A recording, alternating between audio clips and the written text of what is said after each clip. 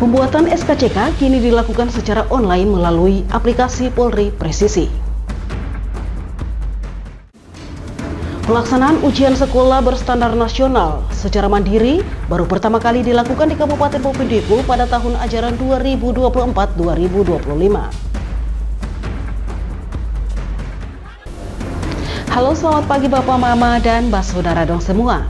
Senang sekali saya Roman Agnesia Permase dapat kembali menjumpai Anda dalam tayangan Infodigul edisi hari ini Sabtu 17 Mei 2025.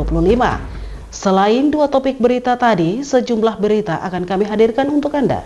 Inilah Infodigul selengkapnya.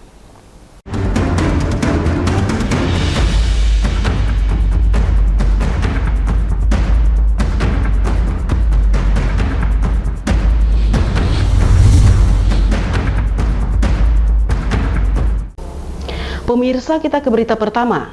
Pembuatan SKCK kini dapat dilakukan secara online melalui aplikasi Polri Presisi, di mana kegunaannya untuk memudahkan masyarakat dalam melakukan registrasi secara online. Pembuatan SKCK atau Surat Keterangan Catatan Kepolisian kini dilakukan secara online melalui aplikasi Presisi Polri yang dapat diunduh melalui Play Store. Aplikasi tersebut dihadirkan untuk memudahkan masyarakat dalam melakukan registrasi.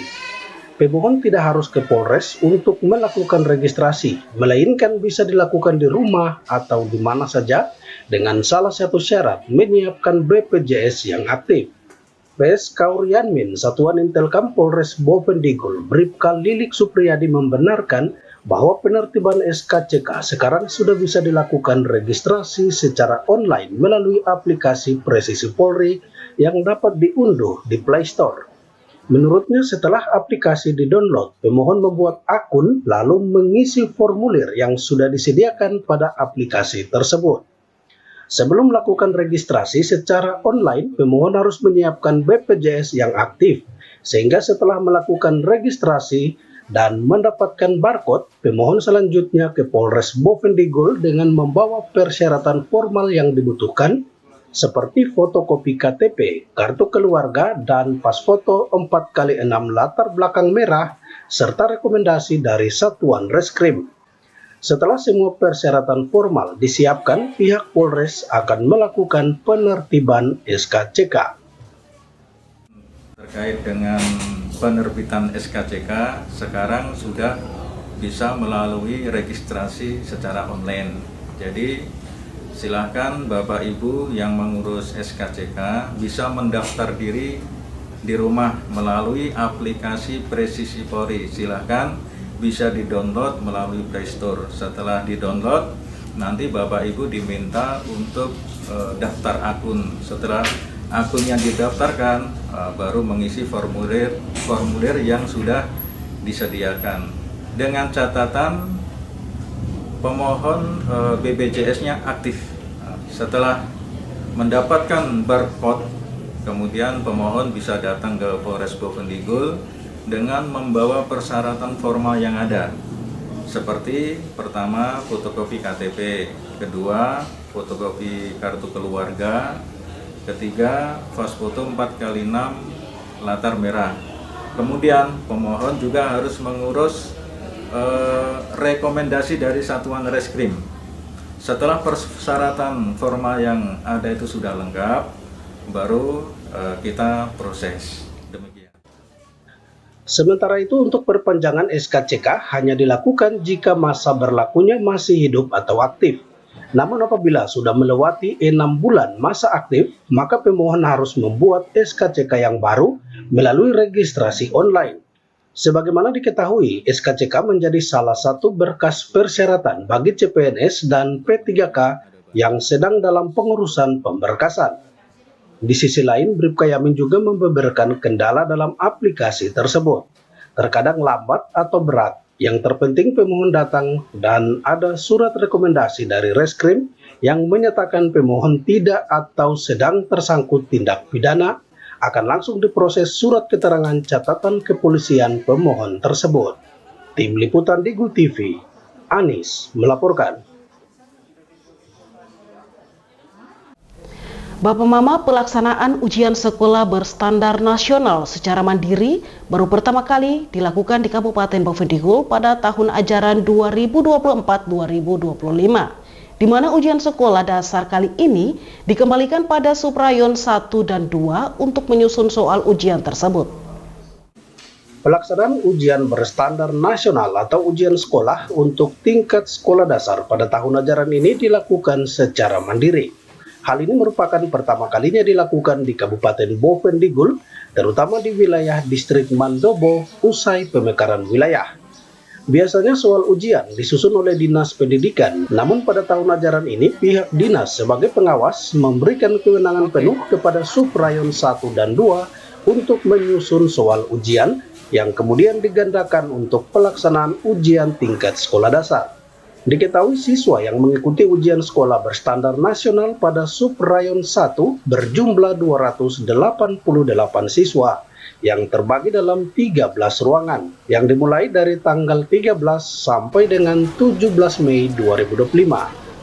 Diketahui dalam pelaksanaan ujian sekolah, panitia tidak memberikan ujian susulan kepada siswa yang sakit, melainkan menjemput siswa tersebut untuk tetap melaksanakan ujian di sekolah tempat pelaksanaannya ujian.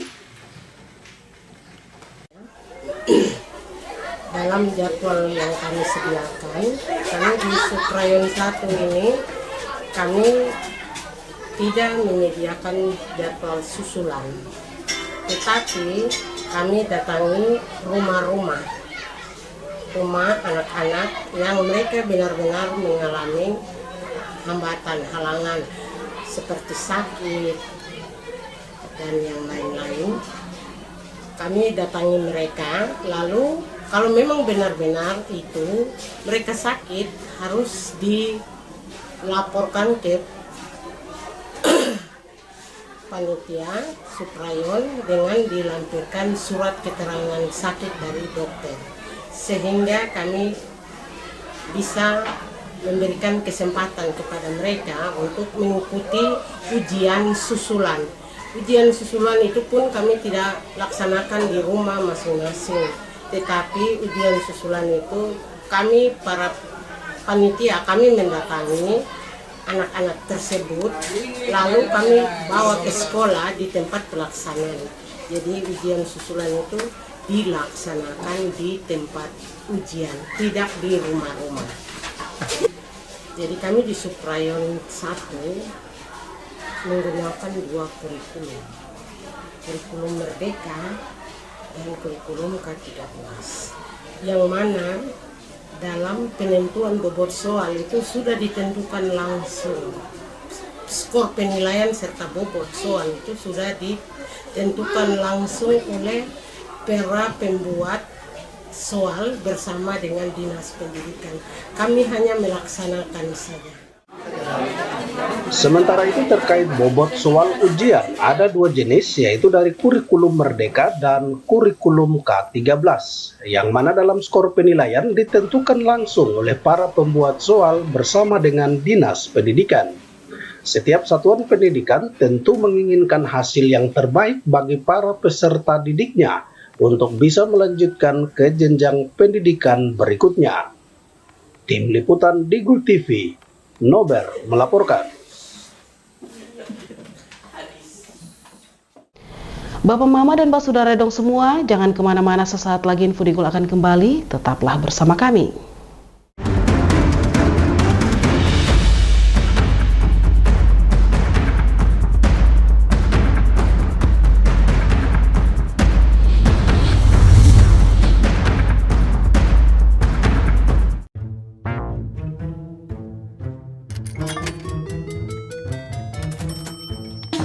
Aku menyesal mencoba judi online. Waktu belajarku terbuang, tabunganku berkurang, teman-temanku hilang, kugadaikan barang, terlilit utang.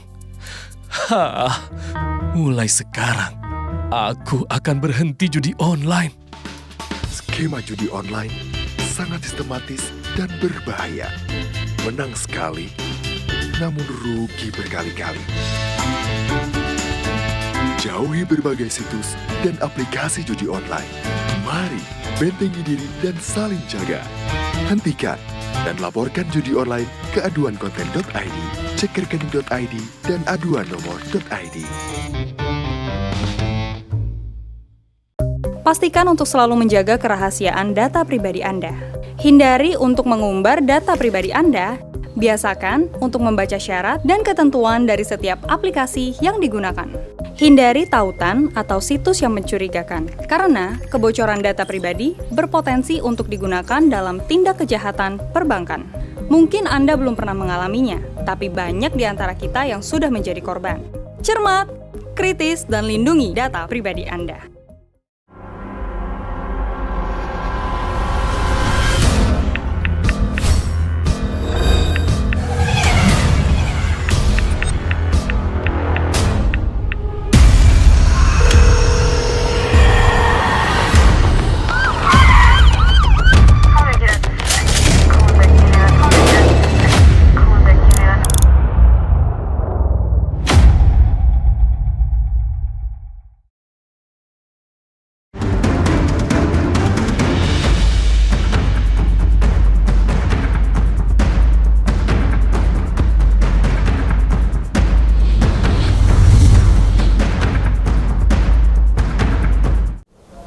Terima kasih Bapak Mama, Anda masih bersama kami. 226 siswa tergabung dari 5 sekolah dasar pada Suprayon 2 Mandobo ikut melaksanakan ujian sekolah berstandar nasional yang diselenggarakan di SD Negeri 2 Tanah Merah. Pelaksanaan ujian sekolah dasar berstandar nasional pada Suprayon 2 Mandobo dilaksanakan di SD Negeri 2 Tanah Merah. Ujian akan diselenggarakan selama 1 minggu yang dimulai dari tanggal 13 sampai dengan 17 Mei 2025. Sekolah yang tergabung dalam Suprayon 2 terdiri dari 5 sekolah, diantaranya SD Negeri 2 Tanah Merah 120 siswa, SD Alam Anugrah Terindah 27 siswa, SD Shalom 20 siswa, SD Mawan 14 siswa, dan SD YPK Sion 45 siswa dengan jumlah total keseluruhan 226 siswa. Jadi khusus untuk wilayah Mandobo itu ada 2 Suprayon. Kami tergabung dalam Suprayon 2 itu terdiri dari 5 sekolah, yaitu SD Alam Anugrah Terindah, SD Negeri 2 Tanah Merah, SD Mawan, SD Shalom, sama SD Sion, SD YPK Sion. Kemudian untuk jumlah pesertanya itu semua ada 226 siswa, ya, dari 5 sekolah. Dengan kriteria yaitu SD Negeri 2 itu sebanyak 120 siswa, kemudian SD YPK Sion itu 45 siswa, SD Negeri Mawan 14 siswa, SD Alam Anugrah itu ada 27 dan SD Shalom ada 20 siswa. Prosesnya itu kami sudah mulai kemarin tanggal 13 dan berakhir nanti di tanggal 17 hari Sabtu. Untuk mata pelajarannya, karena ini terdiri dari beberapa sekolah yang menggunakan 2 kurikulum, jadi untuk kurikulum Merdeka itu ada pendidikan agama, IPAS, kemudian seni rupa, bahasa Indonesia, matematika, kemudian untuk kurikulum K13 yang dimana di sini ada 3 sekolah yang menggunakan, yaitu masih menggunakan pendidikan agama untuk mata pelajarannya IPA, IPS, bahasa Indonesia, matematika, dan SPDT. Untuk ruangannya ada 12 ruangan, diisi oleh satu ruangan itu 20 orang, kecuali di ruangan yang 12 itu hanya terdiri dari 5 orang, yaitu sisa dari 20 tadi. Ujian sekolah pada tahun ajaran ini tergabung dari beberapa sekolah yang menggunakan 2 kurikulum berbeda, di mana mata pelajaran yang masuk dalam soal ujian tahun ini yaitu dari kurikulum Merdeka dan kurikulum K13 atau Kurpilas. Tim Liputan Digul TV, Nober mengabarkan.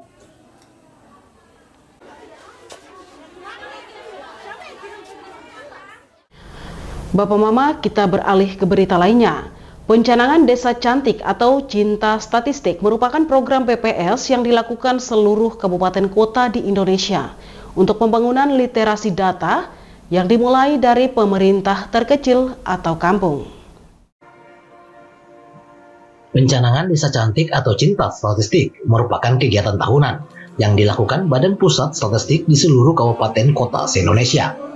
Program tersebut merupakan program nasional untuk membangun literasi data yang dimulai dari pemerintahan tingkat terkecil. Tahun ini, BPS Bovendigul melaksanakan program Desa Cantik di Kampung Miri, Distrik Jair, agar dapat membangun masyarakat menjadi kampung yang sadar statistik. Artinya, semua data yang berhubungan dengan kegiatan di kampung bisa diakses dan tersedia untuk masyarakat. Diketahui kegiatan peresmian program Desa Cantik di Kampung Miri dilaksanakan di ruang kerja Bupati Bovendigul.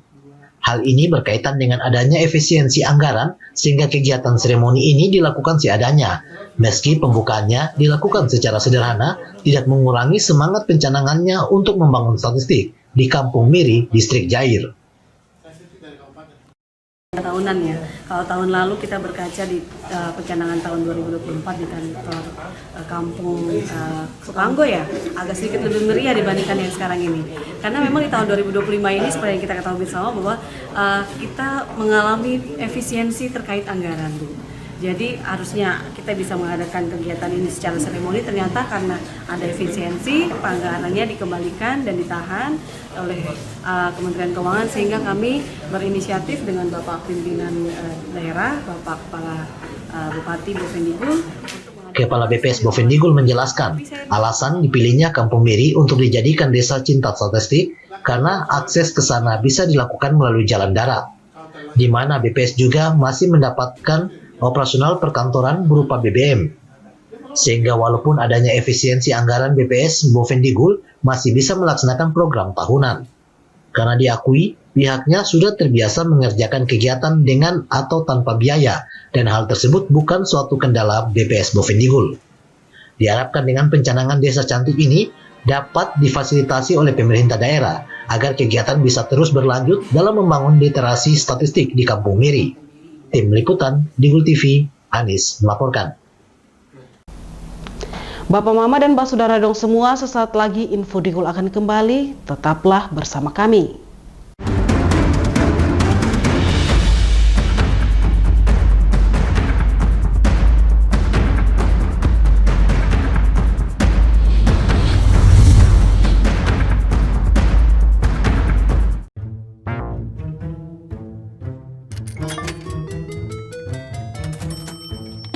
Aku menyesal mencoba judi online.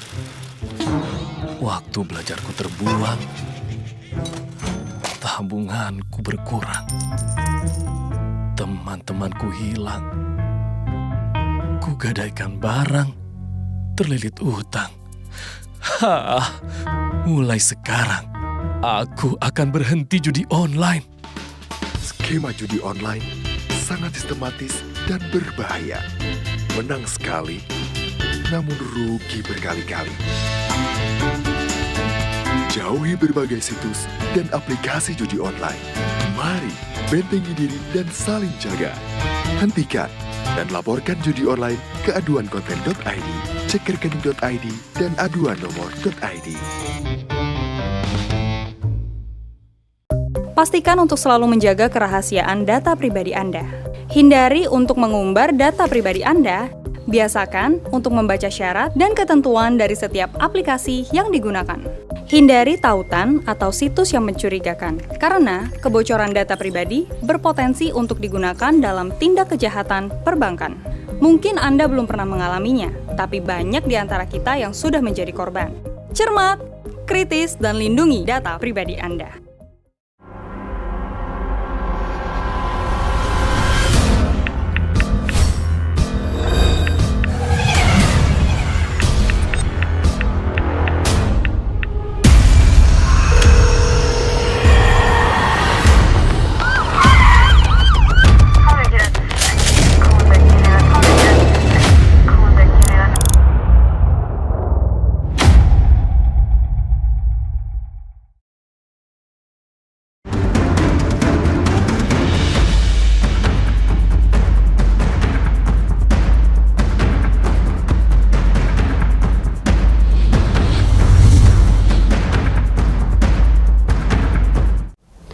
Terima kasih Bapak Mama, Anda masih bersama kami.